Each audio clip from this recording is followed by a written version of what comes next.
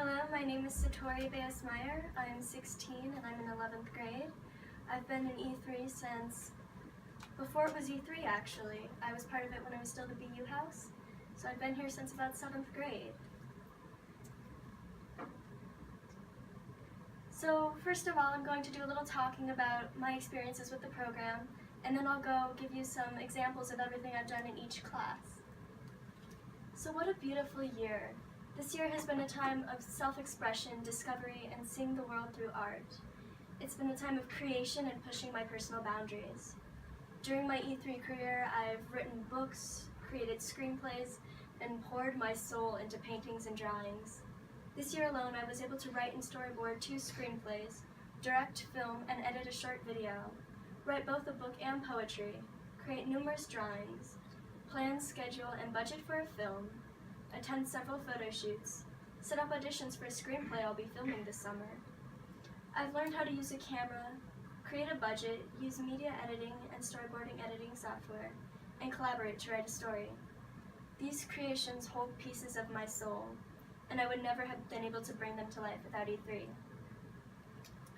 E3 has given me a chance to soar, to explore, to engage myself in amazing projects, and with a great community of people I would never have met within a regular high school.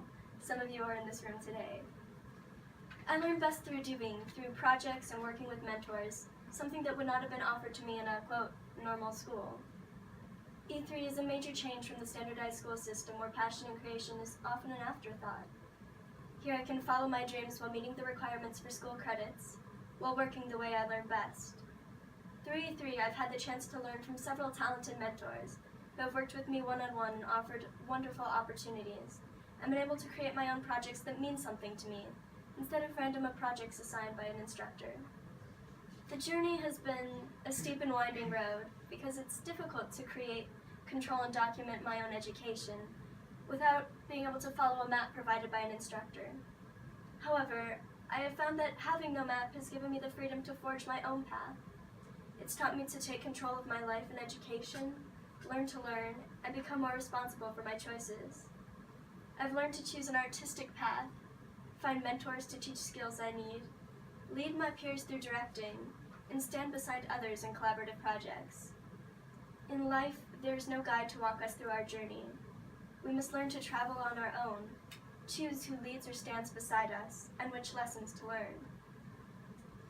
E3 has changed my perspective on school, teaching me that learning happens constantly outside of the classroom, and that customizing our educational system to allow everyone to learn in the way that's best for them increases their interest, enjoyment, and chances of success. I now believe that students should receive credit for their accomplishments and skills, even if they aren't in reading, writing, or arithmetic, as long as they can show they've met the standards of learning for class content. I've always had a passion for the arts, even before starting this personalized learning program. But through E3, I've grown significantly in my arts abilities, confidence, and contacts.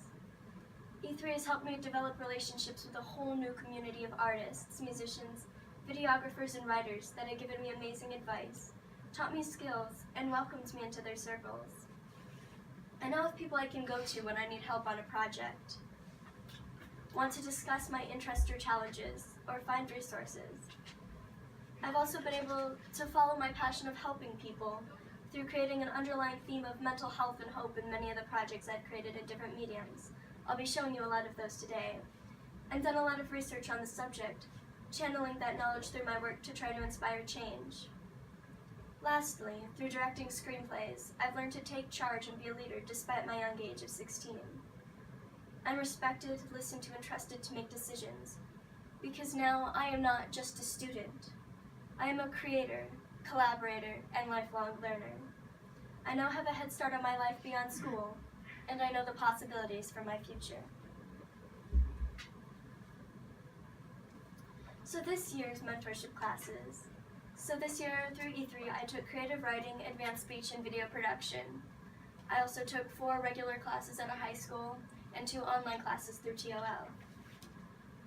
So first of all, advanced speech. These stunning photos were taken during the haunted house, where I played a zombie, a girl eaten by werewolves, and the girl from The Exorcist. Very flattering, I know, but acting is a major source of my speech credit. So meeting my speech requirements. I'm not going to show you how I met every single one of these because that is a lot of information. However, I will give you a brief overview of some of the things I did to meet the credit through a different way. So thanks to E3, I had a chance to attain speech credit through my passions instead of a boring class. I met the speech requirement of understanding factors of public speaking through writing monologues and acting on stage. I was able to evaluate speeches through an activity I did while writing my newest screenplay, Painting Fate. I actually had other actors and people that I trusted and looked up to send me speeches of what they would tell someone who was struggling with, bullying or depression or not fitting in, things like that. And I took parts of all their speeches and evaluated and learned from them and created my own speeches based off of that to put into the screenplay.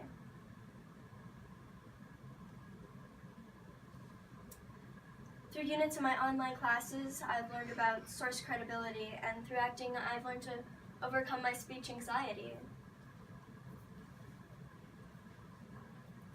I've also demonstrated my understanding of impromptu, extemporaneous, manuscript, and memorized speeches during my time in theater. I've been part of an improv troupe, which is acting without a script. You just go up on stage and they give you exercises or a scene to act out and you go for it. I've also read speeches for multiple classes and memorized lines for theater productions. The photo on the first page from the haunted house was taken from a time where I assumed the role of a character I was given just minutes before I went in there and made up all of my lines. I've used technology to create shared schedules for filming, edit books together, and make fun presentations. Lastly, I've read and applied written materials to new situations through improvisation exercises and while writing. One of the fun things we used to do in improv class was get lines from books, and we'd have to pull them out and use them in the scene that was going on. So creative writing, this is one of my fun classes here, and I can show you some of the projects I've done for it. So writing is something I've done outside of school my entire life. When I was in 5th grade, I was granted the Joe March Award for stories written in and outside of class. However, my own wild imagination often took me on strange adventures outside of the school's writing prompts, and I never thought I'd be able to get school credit for things I'd invented on my own. But this year I got credit through E3 by doing what I love best, writing. I wrote poetry, a short story, and collaborated on a project. So let me show you some of the things I've done. So first of all, the Invisible Girl poem. This was kind of an unusually dark poem. I called it Invisible Girl because so often, especially at my age, people feel like they're invisible. They're told that things they think aren't correct. Things they feel they don't deserve to feel. So it was written to illustrate the struggles of people who live in unsafe environments, the strange and beautiful workings of the mind, and the healing that comes with love. I originally wrote it to analyze the backstory of a character I was writing in another book, but it was also a way of expressing the sadness I saw in the eyes of others in the world around me. And I hope that maybe if I wrote it down, other people would understand what it feels like to be someone who's really struggling. I think people think that this is a really dark poem, but it was written to spread light. Because through understanding, people can learn to reach out to others and help. So I'm just going to read you about a paragraph of it. Learn to be silent. The girl was a delicate butterfly, flitting through her early years of life. Fragile wings danced her through glimmering mists of white, high above the other children, free from her parents' strife. Her heart beamed without direction, searching only for escape's lustrous light. Despite the fairy masks of smiles, her abashed tendrils of soul would shatter in the night. She was thrown and tried to fly, but all her rosy dreams were lies. The bruises around her wrists marks of invisible chains, for she was enslaved from the sky. She tumbled to earth, reticent screams fragmentized as the porcelain doll she once was dies. Love and pain are all the same, sometimes she wondered why. When someone asked, years of emotion somehow felt new. The words tumbled from her ignorant lips, too young to recognize brutality. Her voice was lost on the ears of others who wrote away her pain as fantasy, called her stories untrue. And she began to believe their words, destroying her trust in herself, dismissing memories as theatricality. She was an ethereal shadow, a chimera of you, So she inverted as her mind grew, exploding into identity, clinging to the kind sparkles of unreality. And her heart turned the colors of the stains on her skin, blue, blue, blue. And then I'm going to read you the very end of the poem because this is the upbeat part. This talks about creating and healing oneself and learning to free yourself from those chains. She had learned not to love, though her strength didn't hold against a broken angel with stories untold. The moment she met him, she felt the stars burning hell. She forgot how to stay controlled as she fell under his spell. He set ablaze her freezing haze, and she taught him to cast away his facade. For they loved each other wholly and dreamed away the days. Though those scars across their minds were broad, she was lost inside his gaze. Hearts stitched together, souls connected by a rod. They found love to be a kind of maze, maze, maze.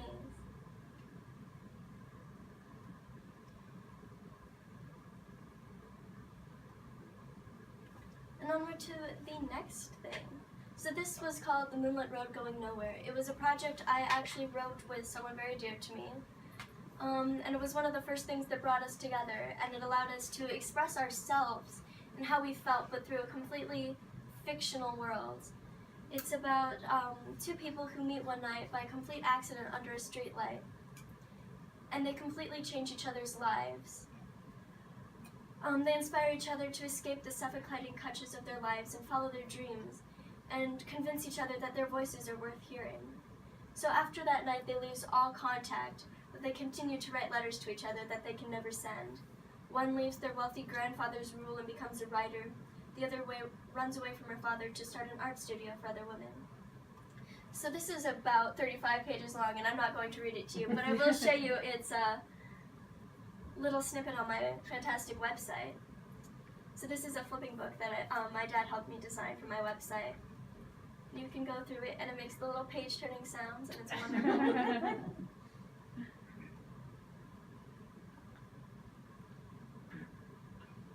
Next, videography. So this was a mentorship class that I did with Caryn Sanchez and Ben Price, both of which were able to attend today, which I'm very, very glad of. So meeting some personal videography goals. Again, I don't want to go through all the credits I did for this, but these were a lot of personal things that I wanted to be able to do, especially so I could make my own projects in the future.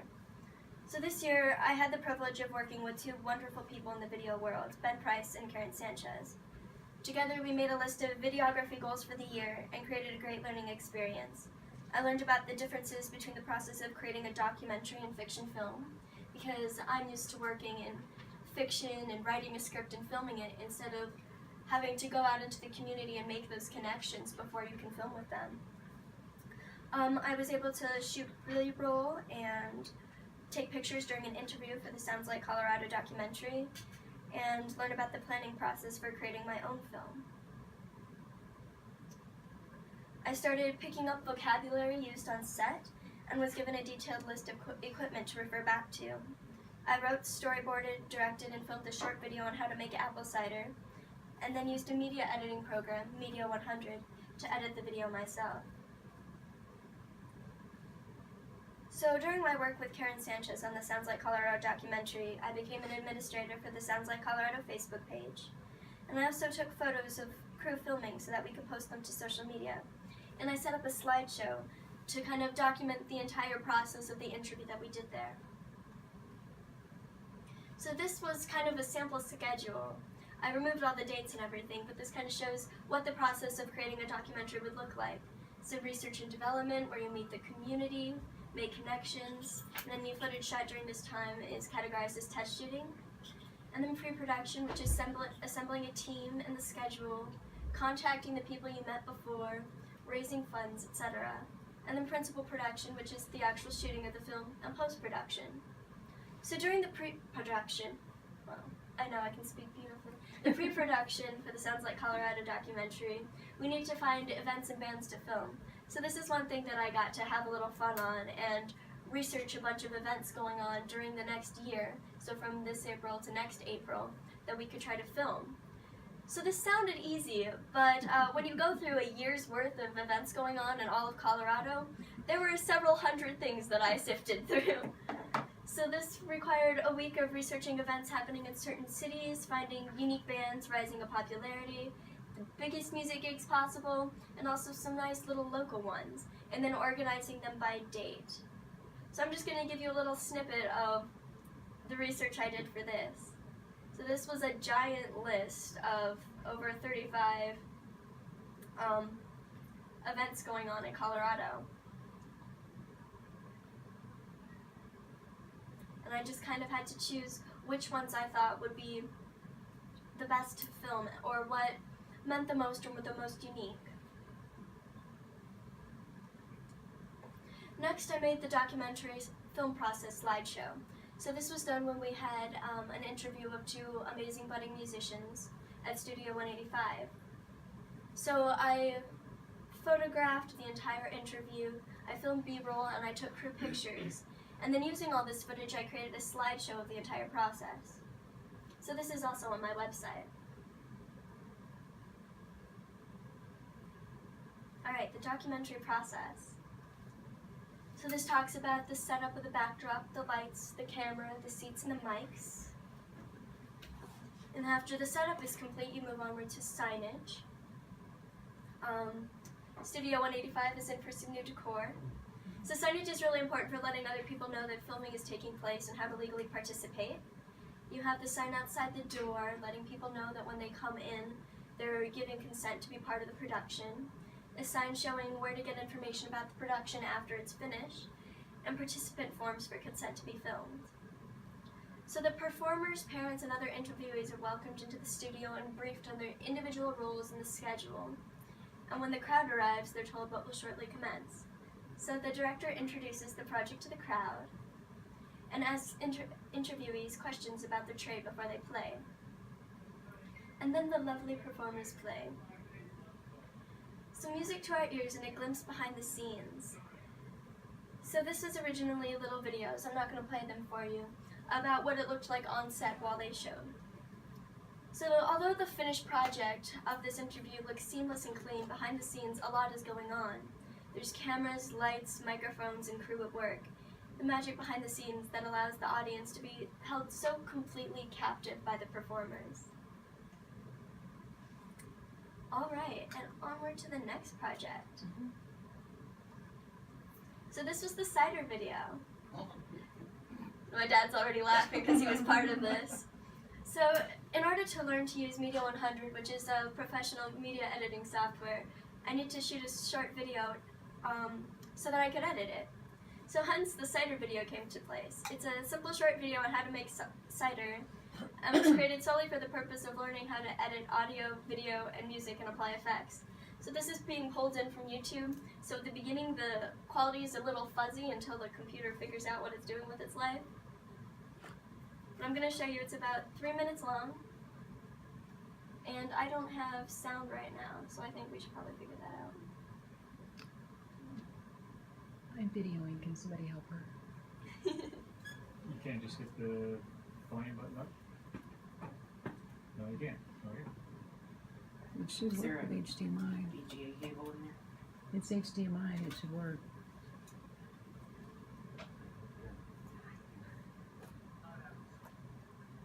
Yeah. Use the volume on the remote. Yeah. Use the TV remote. There you go. Getting my next lesson in technology here. Alright, let me rewind this for you guys so Yeah, that my use- dad can laugh at himself on screen again.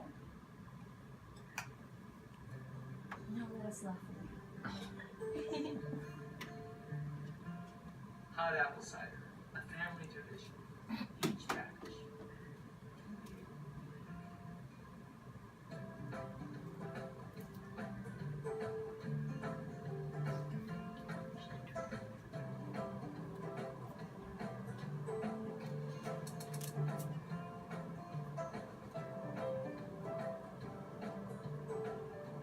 The ingredients you will need to procure this cider. I prefer using organic, unfiltered apple juice, cinnamon, whole cloves, cinnamon sticks, lemon, orange, and apple. But if you want to add a little bit extra, nutmeg and star anise.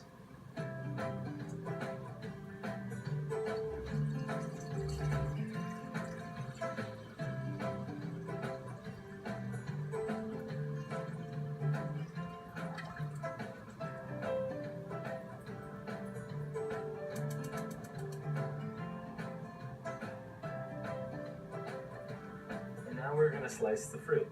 Apple, orange, lemon. I'm passing.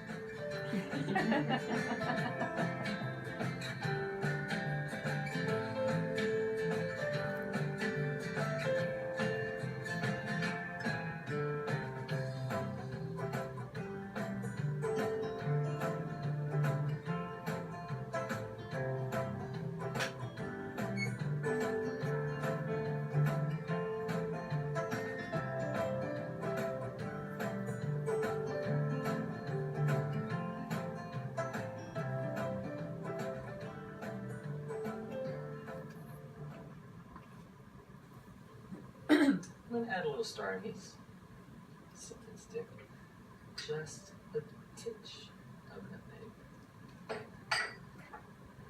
or cinnamon, there's cinnamon, and there's the clove.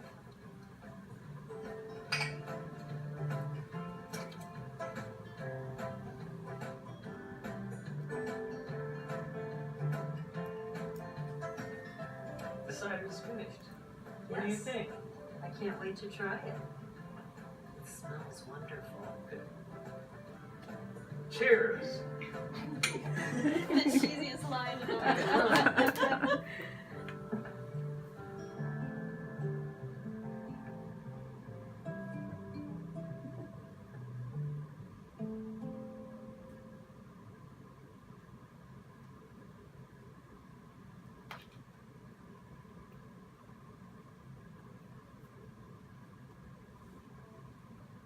Gonna let me exit full screen here? Escape. Just gonna Escape.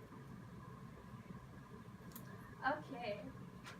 So that was a fun project. I didn't have all the tools I needed, so it took a lot of creative problem solving. At one point we had a light held in place by a colander. And if you can tell from this picture, there's also tinfoil being used as a reflective surface for the lights. Onward to the 2 screenplays I wrote this year. So first, the Estereo Screenplay. In the last few months, I wrote a full-length screenplay based off of one of my first novels, Estereo and the Shapeshifters, Heart of Fire. I then used a professional storyboarding system to introduced to me by my fabulous mentor, Ben Price, and created a working script that included scenes, props, actors, and every individual shot. Interesting enough, it got so long that I overloaded the program and could no longer put anything in. I should probably fix that. And now the Painting Fate screenplay. So this is the screenplay I'm going to be filming over the summer. It started as a simple Facebook post a few months back, where I said, hey, you know, it would be really cool if someone would make this movie that starts out kind of like a horror movie about someone who can control minds, and then you realize they're just a super lovely person that uses the mind control to help people with mental health issues to keep them safe and make them smile. And then about a month later, I decided, you know, I'm gonna make this. That sounds like a great plan. So now I have auditions posted on Facebook, I have a script written, and I am going to be filming this summer, and it'll be really exciting. So some of the other projects I did this summer, and this year, I worked through the summer too. So the Painting Fate artwork. So this screenplay, the Painting Fate screenplay, is about a girl that uses her power to control minds to help people, but she does it through artwork. So she draws every individual scene as she happens and then changes it. So I needed to draw things like loss, post-traumatic stress, OCD, and self-harm. And each image represents what it feels like to experience the pain, but also how to get through it. So I have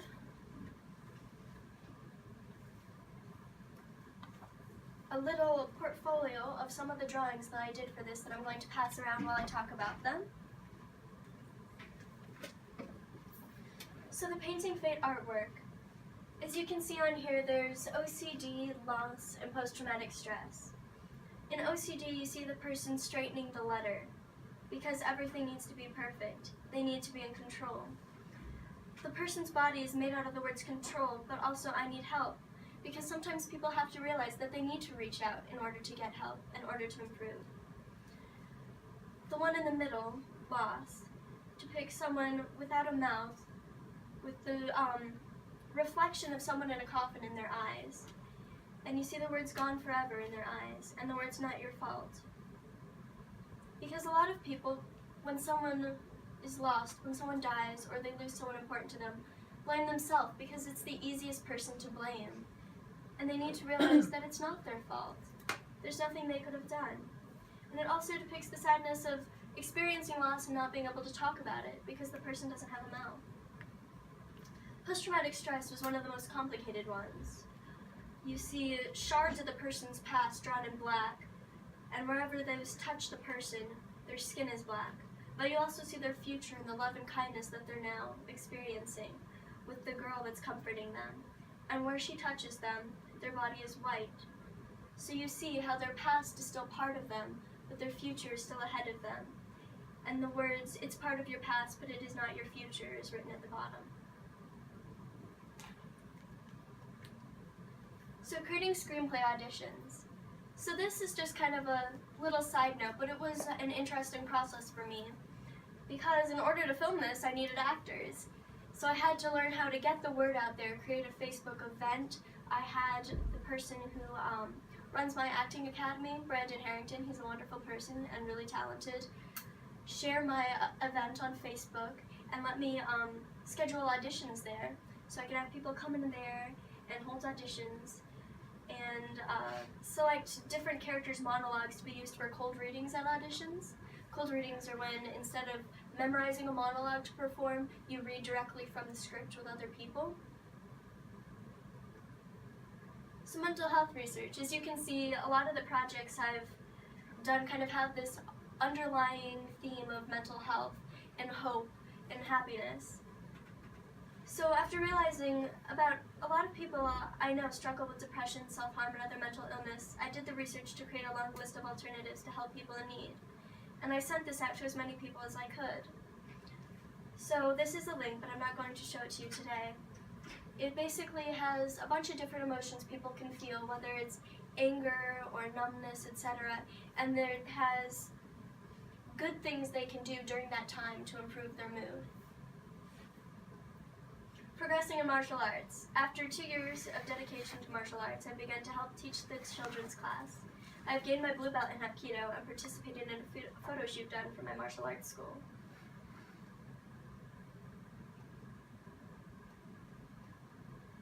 Okay.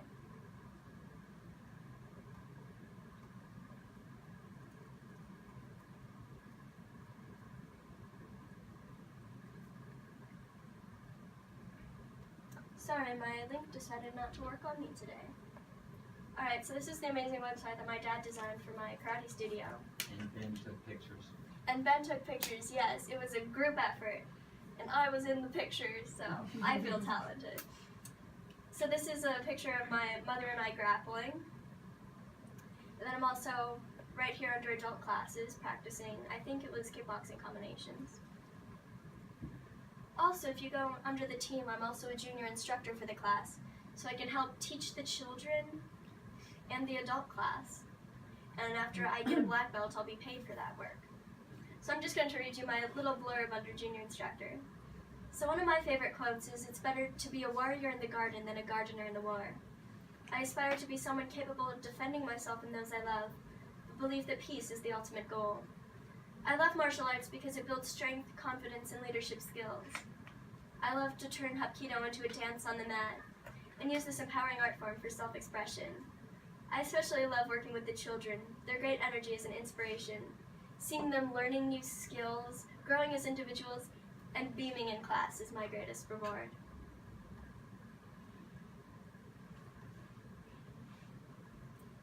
The end.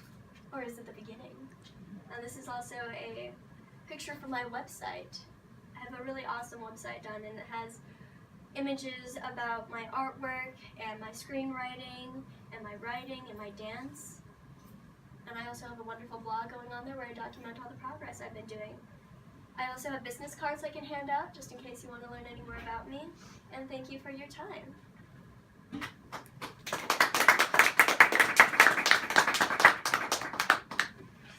Do you have questions or comments for Satori on this amazing presentation today?